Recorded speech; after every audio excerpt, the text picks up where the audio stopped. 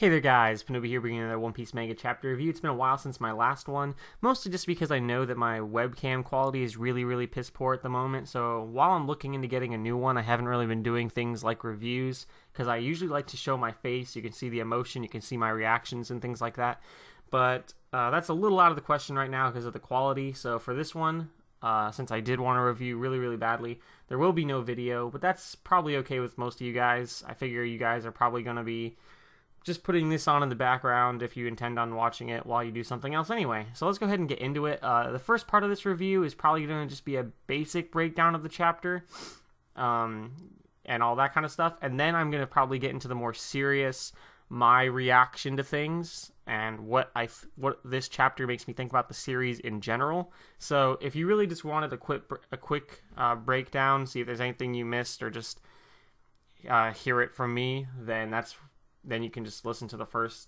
portion, I guess. But yeah, this is going to be chapter 648, The Path Towards the Sun. The Path Towards the Sun, obviously indicative of the fact that the Fishman people are probably going to be heading up, no longer from Fishman Island. They're going to be heading above water soon, just like Queen Odahime and all that aspired to. And, I mean, the fact that they were underwater is just like the physical manifestation of all this racism and separation and segregation of the races, so I assumed that at the end of this arc that would end. That just made sense to me. And from the Decks of the World, the cover story, you can see Skypia God's guards. It's basically Wiper and his crew, Bram, and I forget the other guys' names, but they're looking really badass in this particular picture. Really well done. I like it. I don't even remember if Wiper had that tattoo on his left arm before, but like that one with the wheel, that might be new. That makes me wonder, actually. But regardless, let's go ahead and get into the chapter. Basically, it starts off where it left off with Shirahoshi talking to the Sea Kings, and the Sea Kings basically talking about the fact that, you know, long ago they knew that they were gonna have a queen, and it came in the form of a mermaid, and they don't know why. And basically, Shirahoshi is the Sea King's queen. So I don't know how I feel about that, to be honest, just because I don't really like destiny. I don't really like people being born into power. It just doesn't really appeal to me. I mean, I know some things with Fate and Destiny are really cool, like with Blackbeard's crew. You know, the way they operate and the way they behave, they believe that everything happens for a reason. And even though I personally don't subscribe to that, I think it's really cool to see characters acting through that philosophy. But as for people just being born into power like this, it's not really my taste. But regardless, getting in, it's basically seeing everyone having Shirahoshi talking to the Sea Kings, and even, you know, her father mentioning that it's the power to destroy the world and it's awakened, etc, etc. So now we know for sure Shirahoshi can talk to Sea Kings. Well, we kind of already knew that, but we've actually physically seen her do it in the present time, so that's interesting. I think that might be used because the Sea Kings, I assume that the Sea Kings are going to have to pull the ship. Because here's my theory when it comes to the big ship Noah. I assume that Noah is going to be used to carry all the Fishman people and their belongings from Fishman Island to the surface.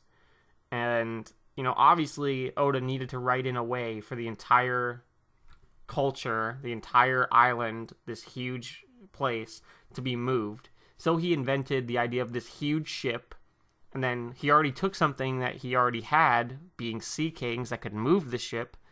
I mean, I guess the ship might be able to be navigated itself, but just in case it can't, he has that to fall back on. Or if he decides to write it so that he can't, I guess he could choose that himself. But regardless, I'm getting off on a bit of a tangent. Continuing, you know, Luffy falls out of the ship. They put the ship gets put into Fishman Island, and it makes the Sea Kings reflect when they're seeing the ship and they see Luffy fall down. They're like, hey, I think that this kid can, like, hear our voices.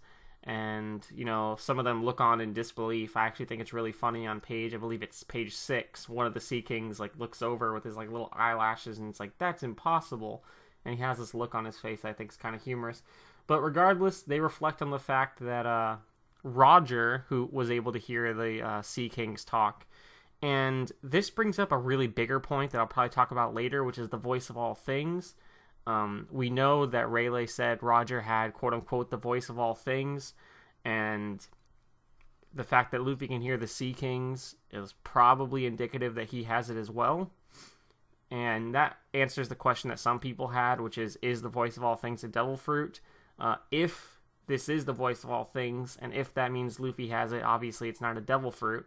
So could it be something hockey related, since hockey is this really ambiguous thing?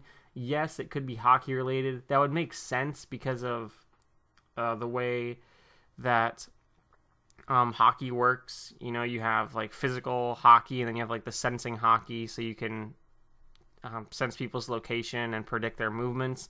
The voice of all things could kind of tie into that. I could sort of see that. But regardless, I'll continue a little bit more on that later.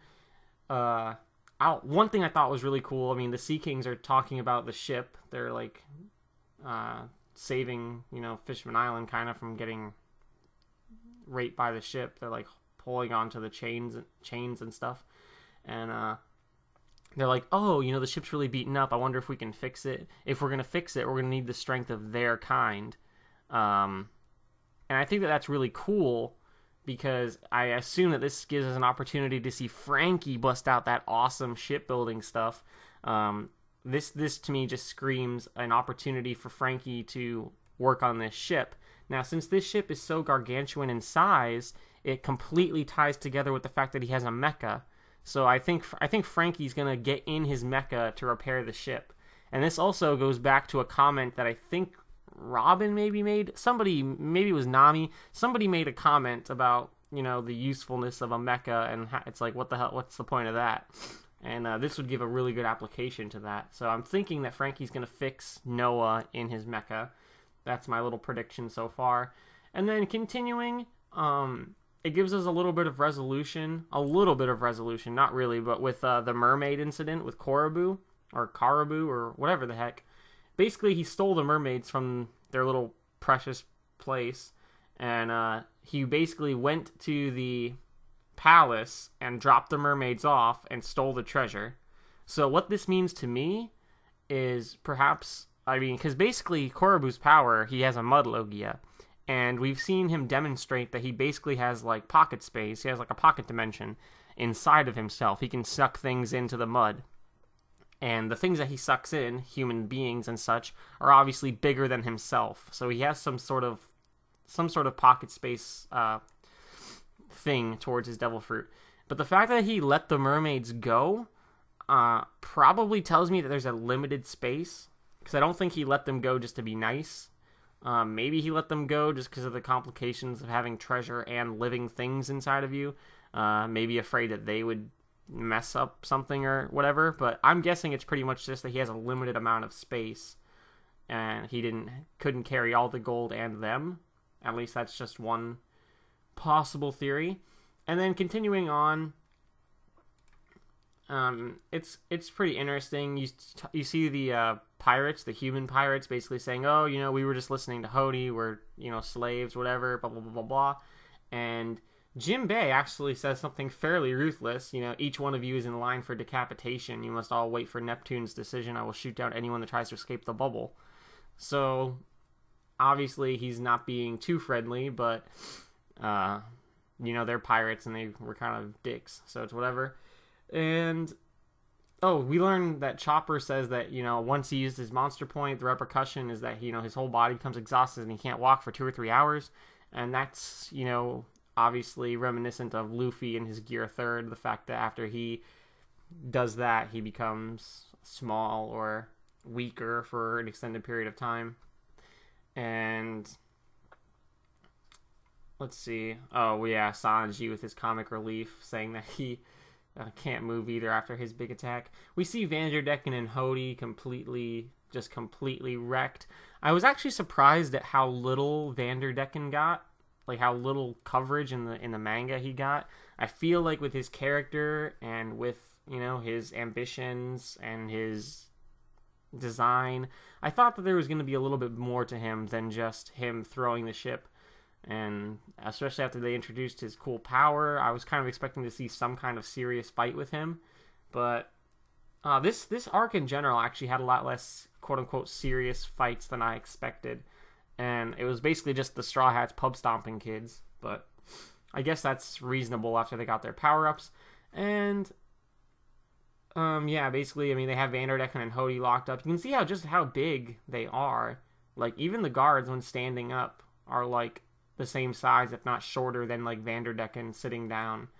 I thought that was interesting. I didn't realize he was that big. I don't know how big you guys thought he was, but I didn't realize Vanderdecken was quite that big. And then here comes the really predictable part. I talk about One Piece a lot in my personal life with some close friends that are really, really into the series, which is a really cool thing to have. If you're a huge One Piece fan, it helps to have someone that you know that you can talk about these things with, because as soon as I read the chapter, me and my buddy, we always call each other up, and there's just so much to talk about with each chapter. But basically, Shirahoshi's crying because she can't stop Luffy's bleeding. Obviously, this goes back to the whole blood rule. They aren't allowed to give blood from fishermen to humans because of what happened with Fisher Tiger. Even though, that's one thing I kind of disliked, was that Fisher Tiger could have lived, but he chose not to because he couldn't accept the blood of a human. That's basically how that happened. So I thought in general, I thought it was kind of unfair that they made this rule that prohibits humans from using fisherman blood when it's not like that was ever the reverse. But regardless, then you see Jimbei step up and he's like, oh, use my blood, it's the same type as Luffy's, take as much as you need. And that was, well, I didn't really predict that Jimbei would be the one to do it. I actually, my good buddy, the whole reason I brought up my buddy that I talk about this stuff with is he was like, oh man, you know that next chapter Luffy's gonna need a blood transfusion and they're gonna break the rule and it's gonna make fishermen and humans get along and stuff. And that's basically what happens for the remainder of the chapter. You see Jimbei breaking the rule, and first of all, the king admits that the rule is retarded anyway. He's like, oh, that's just another curse. And Jimbei just is like, I'm a pirate, so like rules, whatever, like doesn't even matter.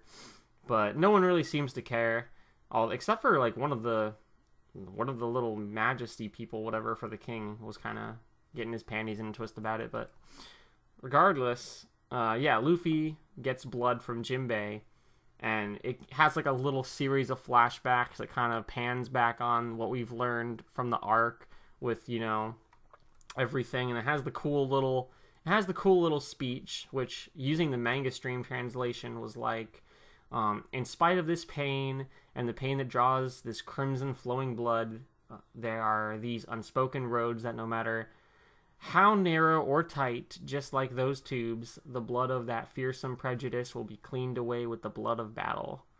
Which I take it, was supposed to be a really, really cool quote, but the translation to me, like, I understand and it makes sense, and it kind of brings the chapter to a close, and it kind of brings the arc's racial struggles to a close, but I thought that didn't actually sound that appealing to me. It didn't sound good to the ear, but maybe that's just because of the translation.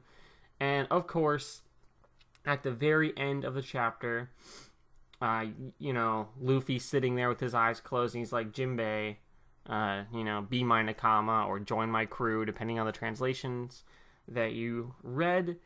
And this is a really big deal. This is one of the main reasons that I wanted to review this chapter, is because the fact that Jimbei was asked to join is a huge, huge deal. And if you are on AP forums, which is like the most popular One Piece forum on the internet, there have been much debate as to what the next crewmate will be. That's just something that people are always constantly thinking about. Ever since we picked up Brook, it's always like, I wonder who the next crewmate will be. And a lot of people hypothesized that Boa Hancock would join, although I never subscribed to that idea anyway, especially since she was a pirate captain of a prominent crew and a still current crew, and she had, her own freaking island to look after. And then you have the people that thought, like, a couple other characters in the series would join, like Perona. They thought that Perona might come back with Zoro and join, which I thought was a little bit more plausible, but still not very likely.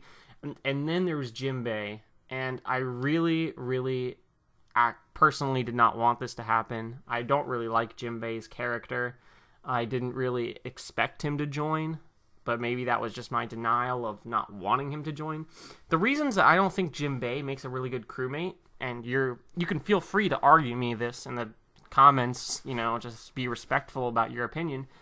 First of all, I think he's too old, which might sound like a strange argument given that we have Brook, who's like 90 after the time skip. But you have to remember that like 50 of those years, like, might as well have been freaking hyperbolic time chamber style. Like 50 of those years, he just sat on a boat. So it's not like he got aged, like maturity-wise. It's not like he has become more cultured and more knowledgeable and everything else. It's kind of just like this 50-year time gap for him. So really, Brook to me is more like 30 years old. He's more like this 30, 40-year-old dude. 30, actually, just 30. And then there's Robin, who's like 30 after the time skip, I think. I think she was 28. Maybe she was 26 or something. Either way, she's late 20s, 30. And then you have Frankie, who after the time skip should be 38.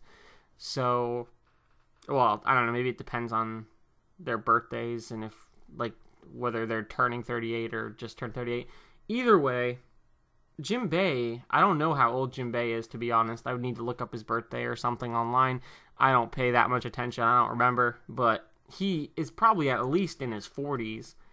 Seems a little old to me. And it's not just his physical age. It's also his, like, mentality. He's been through a lot, which we learned even more this arc. And yeah, all the characters had been through a lot emotionally. But he's been through a lot, like, he had his fight with Ace for 5 days, where, both of them collapsed. You have the fact that he was a warlord, which is kind of another point altogether. But the fact that he's just been through so much, it seems odd that he would join onto the crew now. But I guess it makes sense if you think about it in the fact that, in the latter half of the series, when you pick up characters like Usopp, Nami, Sanji, you have these characters that haven't really been through that much. Like, yeah, emotionally they've been through hell and back, but when it comes to like actual events in their lives, they're like these younger characters, whereas Jimbei has a huge history. But I guess that kind of mirrors the history that they've made together as a crew, if that makes sense to you, what I'm saying. So instead of looking at Jimbei joining up the same way the other characters joined up, it should be more like Jimbei joining up to be on the same level that the characters are on now, whereas they've already been through so much together. So in that way, it makes sense, but I still think it's a little weird with how old he is and everything. But more importantly than that are two other big reasons. One, he was a Shishibukai, which, there's been a lot of argument and debate over whether the fact Luffy is as strong or stronger than a Shishibukai. Yes, he beat Crocodile, but Crocodile kind of beat the crap out of him multiple times first. And Luffy kind of like hard countered him with water.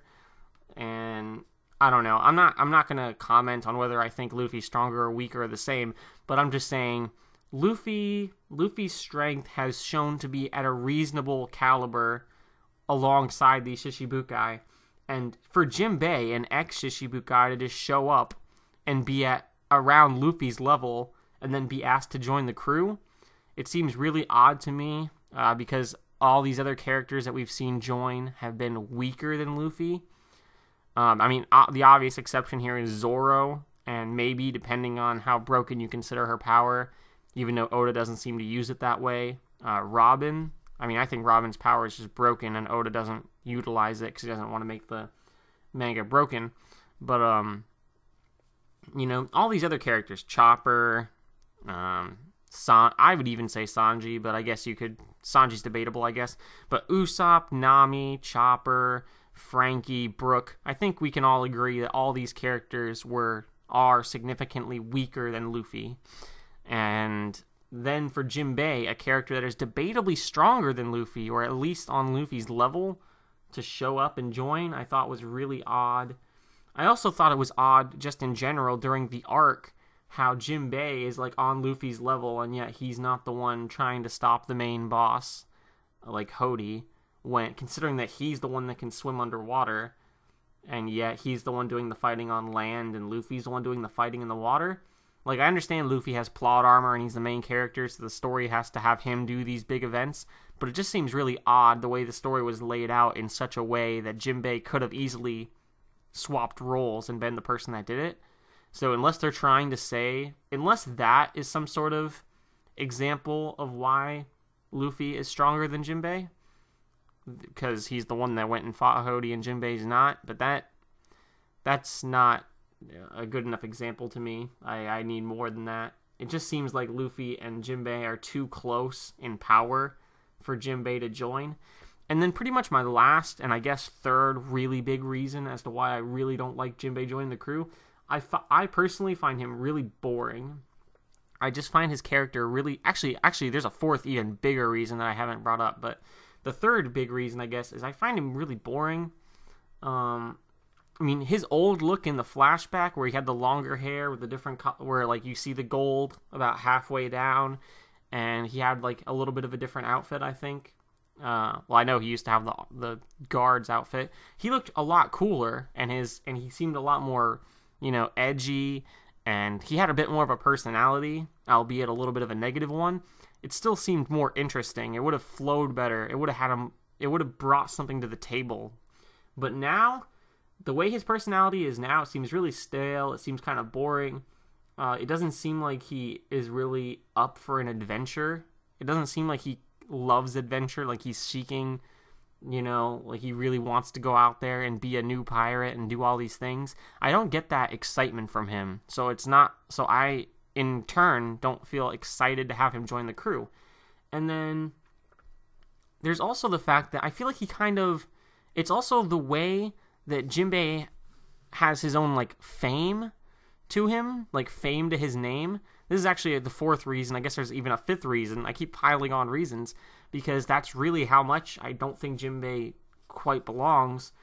But, like, basically what I'm trying to say here is that Jimbei, his name is recognized far and wide. He's the Shishibukai Jimbei, Knight of the Sea, whatever. And I feel like people are going to look at the crew after he joins, if he joins, and they're going to say, it's the Straw Hat Pirates and Jimbei. That's how I feel. I don't feel like that would have been the case with any other character except maybe Nico Robin. Like, you wouldn't say the Straw Hats and Sanji. You wouldn't, well, I mean, the crew was so small back then, why would you? But you wouldn't say, like, the Straw Hats and Frankie, because Frankie wasn't that well known. Like, you go to a random island, nobody's gonna fucking know who Frankie is. But you go to a random island, everyone's gonna know who Jimbei is. So it's gonna be like the Straw Hats and Jimbei. So I think that's really weird. I think it's weird for them to get a character with so much recognition already. But maybe that's just me. It makes a little bit of sense when you think of all the famous people that, Blackbeard got. And obviously, Blackbeard is like one of the final boss type characters, if not the final boss character. So Luffy obviously needed one or two more powerful crewmates. So, it's not like Jimbei doesn't make sense, but it does seem like Jimbei doesn't make sense, but on that level it makes sense that he's powerful, and just the fame to his name, and the fact that he seems a little too powerful, and his personality being a little bit stale and aged, and seems like he's already done all the adventuring he needs to do, it just seems really odd to me. But then, I guess this might be the last reason, it depends if I think of anything else, is the fact that Jimbei doesn't really have a dream. I mean, yeah, some people, this comment has been brought up on the forums, and some people have responded saying, oh, Jimbei has the inherited dream of, like, Odahime and, people like that wanting to see fishmen, strive and be free and stuff like that. But that seems like it's kind of coming to a close at the end of this arc. So, what's his story-wide dream? Why is he traveling with the Straw Hats if he joins? What is he hoping to accomplish for himself? And every other character has something like that. Even if it's each character is different, but Jimbei just doesn't seem to have anything like that, and that seems really odd to me. I mean, Jimbei does fill in a lot of roles that I want someone on the crew to have. He's a fisherman. He can swim underwater with his cool, awesome aquatic fighting, which up until now, it's kind of like Sanji has sort of filled that role just because he has no devil fruit.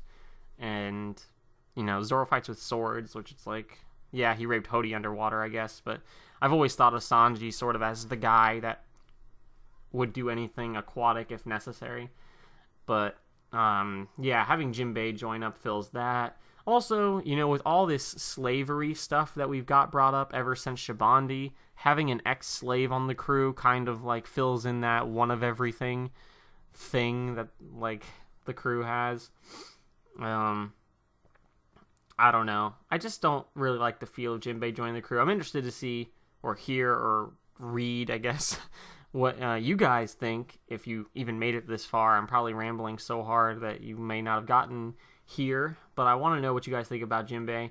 And before I end this, because I know it's probably getting really lengthy, I want to talk about the voice of all things just a little bit more, because the voice of all things is obviously Roger's, power, and the fact that Luffy may have it now, or I assume he kind of has it after reading this chapter, it really brings in a really big point to me about the entire series as a whole, which is Luffy becoming the Pirate King. Okay, obviously that's Luffy's dream, that's Luffy's goal. He's going through all these tasks and all this work to become the Pirate King, although he of course doesn't see it as work. It's like an adventure to him. It's about the ride, it's about having fun, it's about being free, and that romanticism outside of the, human contact experience. That's what really makes the series so awesome and makes it so enjoyable. So what really disappoints me as a reader that's followed this series for years is that I don't like it when we keep getting these revelations, or we keep getting these things shown to us that indicate that Luffy is destined to be the Pirate King. I don't like that. I don't want Luffy to have been destined to be the Pirate King all along. That just seems really, really... It just goes against everything that I think Luffy wants and Luffy feels.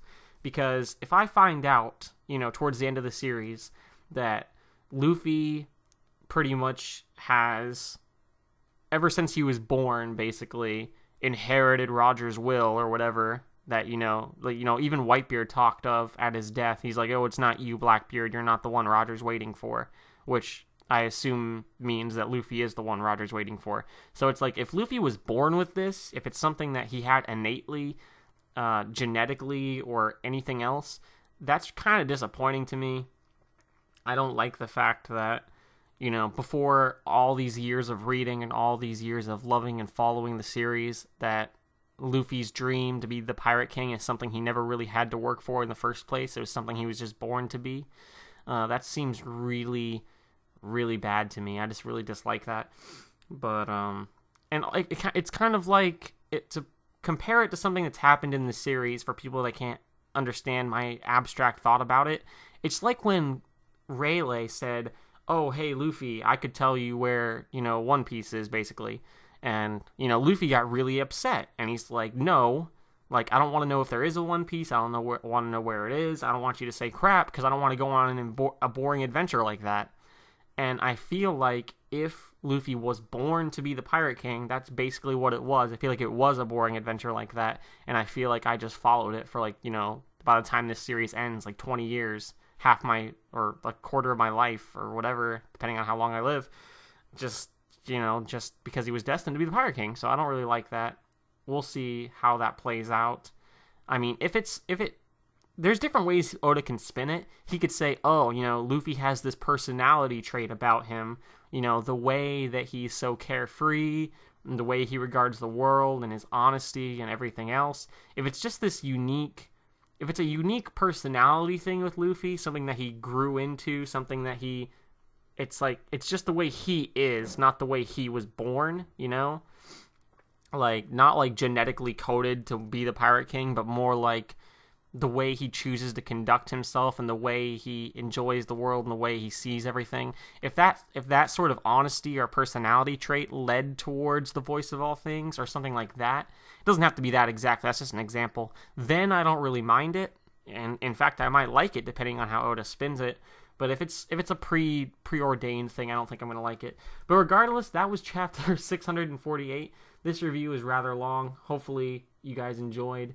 Hopefully, if you didn't already think about some of these things, now you have, and now you can discuss it with your friends if you have buddies that like One Piece.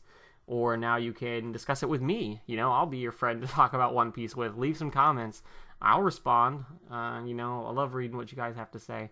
So that's going to be it for this video. I will catch you guys later, and peace out.